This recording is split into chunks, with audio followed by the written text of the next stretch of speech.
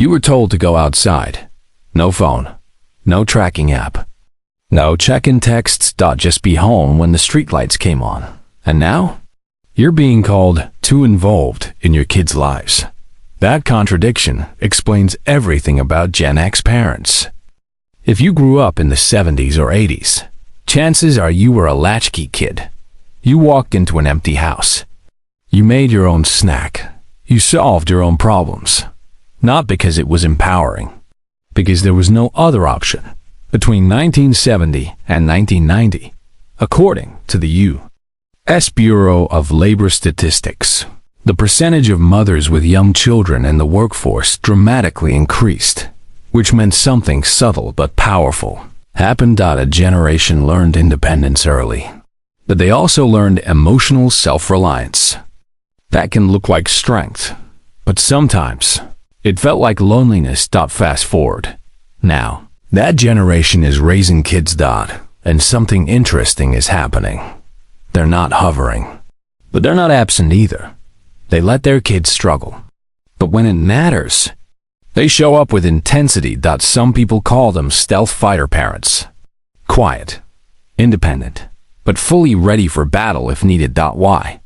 Because memory shapes parenting more than theory ever will. There's a concept in developmental psychology developed by Diana Baumrind. She described parenting using 2 dimensions. Warmth expectations, the healthiest combination.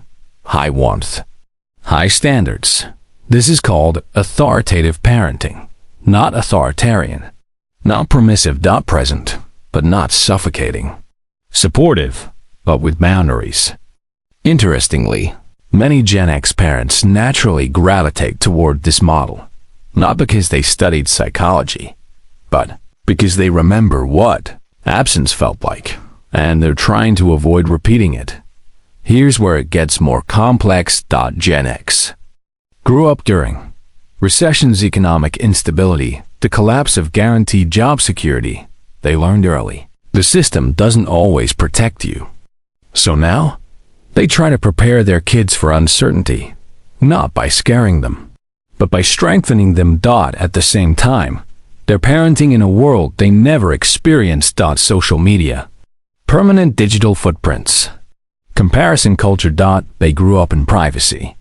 Their kids grow up in performance, and that creates tension. Gen X parents understand technology, but they don't fully trust it. They remember boredom. They remember imagination. They remember real-world presence.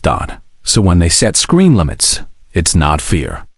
It's lived experience. And here's something people don't talk about enough. Gen X parents are tired.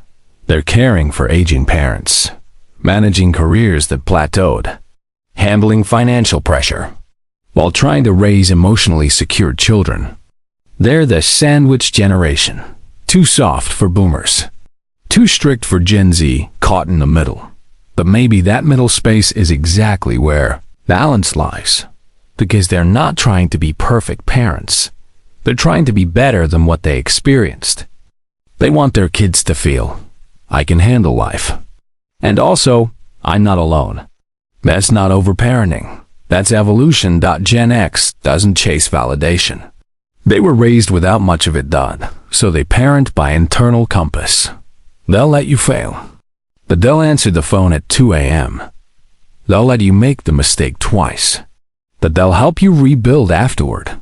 And maybe the most powerful thing about Gen X parents? They don't need to announce what they're doing. They just quietly show up. And for a generation once called underparented, that's a profound shift. If this resonated with you, subscribe for more deep psychological breakdowns of modern generations. Because the story behind behavior is always more interesting than the behavior itself.